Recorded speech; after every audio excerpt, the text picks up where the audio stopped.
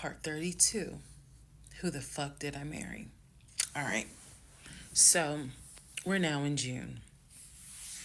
By this point in June, I have been offered the new job, accepted it, put in my 2 week notice at my previous job, and was going to be starting the new job later on in the month. So when he laughed, where I told him I wanted to get a new job, that laughter fueled me to get a new job. So here's what happened the beginning of June. He's at this point he's completely bedridden. When I say completely bedridden, what I mean is I'm trying to clarify this so it makes sense. From what I see, he is going to work, but he's calling out a lot more. Okay? So he had already left the condiment company and was working for Apple. So he's calling out quite a bit because the pain is pretty bad. So he's hardly eating. At this point, hardly. For example, if I were to say, oh, I ordered a 10-piece wings, he's eating two. And that's it. That's all I would see him eat. I was going to work and coming home. The house was in the exact same place that it was when I left. Nothing in the kitchen had been moved. Nothing in the refrigerator had been moved, which led me to believe that he had not left the bed from the time I left to go to work until the time I came home. At this point in time, he's drinking Powerades like it's water. I mean, I'm buying cases of Powerades. And that seemed to be the only thing that he was taking in.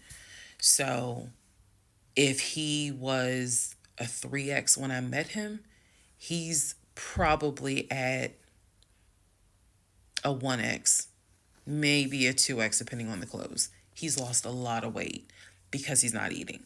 So that's the reason why I say he wasn't faking whatever was going on. I think the issue with his knee was a symptom. That was not some football injury. That was not, I hit it at work. It wasn't that. Something else was going on. I had kept asking him to, let me know when you have a doctor's appointment. I'm going to go with you. I'm going to go with you. And he just kept saying the doctor, he's calling the doctor, and the doctor told him to just keep icing the knee. But I knew better. What was happening was I didn't care because of all the stuff I was finding out. So, beginning of June, he is in the bed, sleep, and I get his phone. I ain't gonna lie. I got his phone. He had a work phone and he had a personal phone.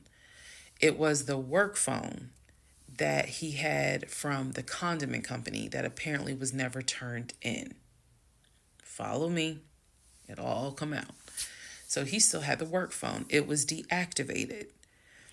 But he did not wipe the phone, if y'all know what I mean. Take all the data off. He did not do that. So I look through the phone and I see this would have been text messages. Text messages between him and a woman named Peaches. I go back to the beginning of the text messages. This is on the work phone. This is the beginning of June of 2021. I go back to the text messages the beginning of the text messages between him and Peaches. Yes, that was her name, Peaches. I'm reading the thread because he's knocked out sleep. So I'm in the bathroom with the door locked, reading the thread. And what I can tell is that he met Peaches on POF. If you don't know what POF is, it is Plenty of Fish, a dating website. He met Peaches. I saw the messages in June, so he met Peaches around February. Met Peaches from POF. And apparently Peaches was, there's no nice way to say it. Apparently Peaches was a prostitute. So, and the reason why I say that is because In the text messages, she's listing the prices. So he asked for a hand job. This is in the text messages. She told him it would be like $40. He asked how much would it be for oral. She said it would be 60, because it was 60 and 80. One was the price with the condom, one was the price without one. So no messages after that.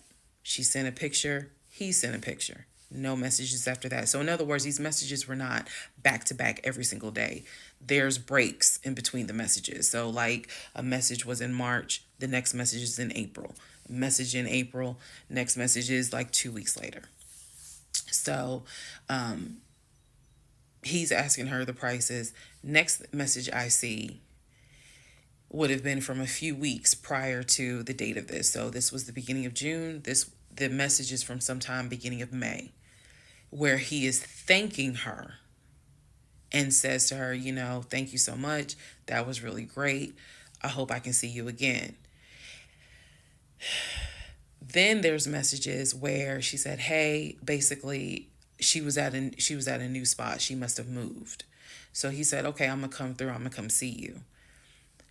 He's asking her to confirm the address. He was like, is it the house with the brown trash can with a white car in the front? She says, yes. So I'm thinking he was actually in front of the house when he's texting these messages.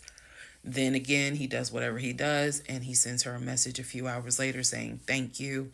That was great. I'm reading all this.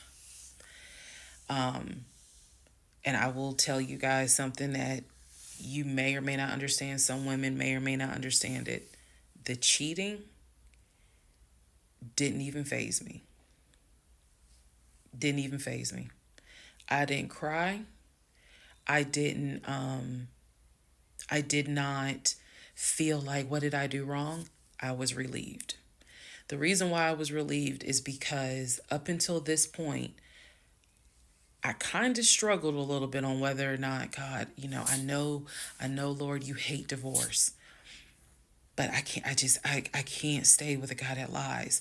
So when I saw the cheating stuff, I was like, oh, shoot, thank you, Jesus. Okay. Because I know my Father in heaven is going to forgive the fact that I'm going to divorce him for infidelity. Go ahead. It's fine. Jesus will forgive me. So I was relieved, to be honest with you. Like, oh, okay. I got grounds now, bitch. That's how I felt. So saw the messages, forwarded the messages to my phone. Or excuse me, I had to take my phone because the phone was deactivated. So I kind of had to do a little ghetto. Hold the phone up, take my phone, and take pictures of what I see on the phone, so that I would have proof on my phone. Then I put the phone back and continued on. Now in the next part is the day that he gets kicked out. And I will tell y'all what happened.